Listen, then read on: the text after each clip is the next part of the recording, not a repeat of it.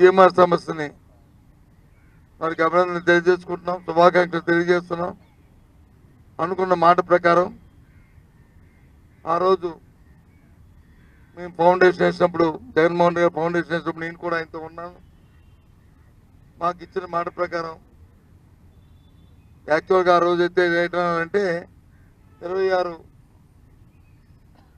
డిసెంబర్లో అలా పూర్తి చేస్తాం, ట్రయల్ రన్ వచ్చి జూన్లో ఇస్తామన్నారు. అప్పుడు జగన్మోహన్ రెడ్డి గారు వాళ్ళు రిక్వెస్ట్ చేశారు, వేదిక మీద నుంచే రికార్డ్ అది, ఒక 6 నెలల ముందు చేయండి అని అన్నారు. అయితే తప్పకుండా మీరు మాకు కావాల్సిన మిగతా అనుమతులు మిగతా అవన్నీ కూడా చేస్తే తప్పకుండా చేస్తామని చెప్పి ఆ రోజు వేదిక మీద నుంచే జీఎంఆర్ గారు కూడా ఉన్నారు, మల్లికార్జున గారు ఉన్నారు. ఈ ప్రాంతవాసి, ఈ ప్రాంతం పట్ల ఆయనకి చాలా మక్కువ. ఆయన వచ్చి అక్కడే మాట ఇచ్చారు. ఆ ఇచ్చిన మాట ప్రకారం వారు ట్రయల్ రన్ని ఇప్పుడు వేసి జూన్ నెలలో ఆపరేషన్ స్టార్ట్ చేస్తానని ఏదైతే మాట ఇచ్చిందాన్ని నిలబెట్టుకుని జరిపించిన ఆ సంస్థకి, ఎందుకంటే ఈ మధ్యకాలంలో భారతదేశంలో అన్ని సంస్థలు చూస్తున్నాం, ఈ ప్రైవేట్ సంస్థలు వాళ్ళ తల పనితీరుని వాళ్ళు అలాగా పొడిగించుకొని, కానీ అప్పుడే అదృష్టవశాత్తు జగన్మోహన్ రెడ్డి గారి చొరవతో ఆ రోజు మా ప్రభుత్వం చొరవతో అలాగే ప్రాంత లోకల్గా మా అందరం చొరవ తీసుకుని దానికి కావాల్సిన భూసేకరణని అంతటినీ చేసి దానికి కావాల్సిన డబ్బును కూడా సుమారు 940 కోట్లు 1000 కోట్ల రూపాయలు అవసరమైతే జగన్మోహన్ రెడ్డి గారు 1000 కోట్లు రిలీజ్ చేసి అందరికీ అందించి అనుమతులు కూడా అన్ని తీసుకొచ్చాం. అన్ని చేసినందుకు మీ ప్రభుత్వం చేసిన ఆ ప్రయత్నానికి తప్పకుండా వాళ్ళు కూడా ప్రైవేట్ సంస్థ ఆ రోజే ఫైనాన్స్ క్లోజర్ కూడా చేసి ఆ రోజే ఒక కన్స్ట్రక్షన్ సంస్థ కూడా ఎల్ఎన్టీ సంస్థకి మంచి సంస్థకి అప్పచెప్పి ఆ కార్యక్రమాన్ని చేసినందుకు మనస్ఫూర్తిగా మా పార్టీ తరఫున మా ముఖ్యమంత్రి గారు ఇప్పటికే వారికి థ్యాంక్స్ చెప్పారు. వారి తరఫున ముఖ్యంగా ఈ ప్రాంతానికి సంబంధించిన ఆ కుటుంబంతో మల్లికార్జున కుటుంబంతో మాకున్న సన్నిహిత సహాయం ఇచ్చడానికి వారికి వారి ప్రాంత పట్ల ఉన్న వారి అంకిత భావానికి వారికి అభినందనలు శుభాకాంక్షలు తెలియజేస్తున్నాం.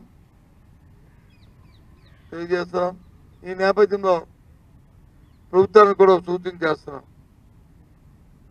ఎయిర్పోర్ట్ అంటే వాళ్ళు ప్రైవేట్ సంస్థ వాళ్ళు ఫైనాన్స్ సంస్థ అయిపోయి వాళ్ళు కట్టి ఆపరేషన్ స్టార్ట్ చేయకపోతే వాళ్ళకి వచ్చి ఆర్థికంగా ఇబ్బంది వచ్చే పరిస్థితి ఉంటుంది.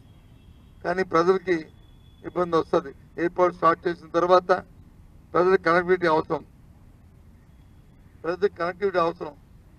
ఈ ఎయిర్పోర్ట్ దగ్గర నుంచి విశాఖపట్నం నుంచి అక్కడికి వెళ్ళడం, అలాగే చుట్టుపక్కల ప్రాంతాల నుంచి ఆ ఎయిర్పోర్ట్కి రావాలనే విశాలమైన రోడ్లు, ఒక హైవే ఎక్స్ప్రెస్ హైవే టైప్లో రోడ్లు అవసరం.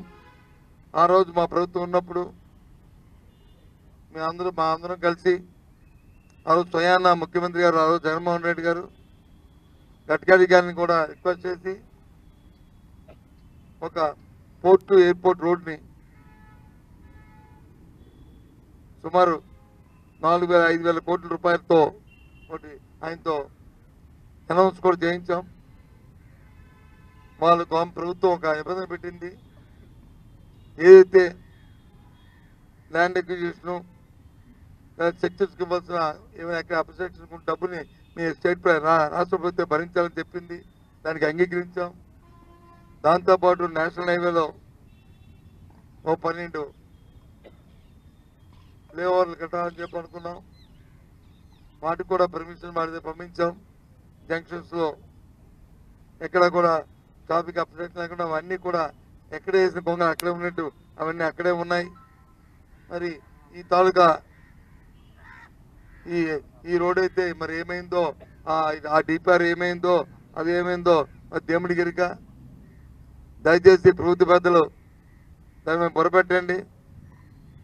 దయచేసి మీడియా సోదరులు మీరైనా సరే వాళ్ళకి కొద్దిగా ముందుకొచ్చేటట్లు 1-2 సార్లు దాని మీద మాట్లాడండి. వాళ్ళకైనా కొద్దిగా జ్ఞాపకం వస్తుంది. మేము చెప్తే రాజకీయం అంటారు. మాకు రాజకీయాల కంటే ఈ ప్రాంత అభివృద్ధి మాకు ముఖ్యం. ఆ నేపథ్యంలోనే మీ విషయాలు మళ్ళీ జ్ఞాపకం చేస్తాం. ఎందుకంటే ఎయిర్పోర్ట్ దగ్గర చూశాను, అక్కడ కొంతమంది మంత్రులు, దానికి సంబంధించిన మంత్రులు వచ్చి మాట్లాడుతుంది, ఏదో గొప్పగా వాళ్ళు గొప్పగా చెప్తున్నట్టు పరిస్థితి ఉంది. వాళ్ళకి కూడా ఇంకో సూచన కూడా లాస్ట్ టైం కూడా చేశాను. గొప్పగా మనం చెప్పుకుంటున్నాం రాజధాని అమరావతి అని.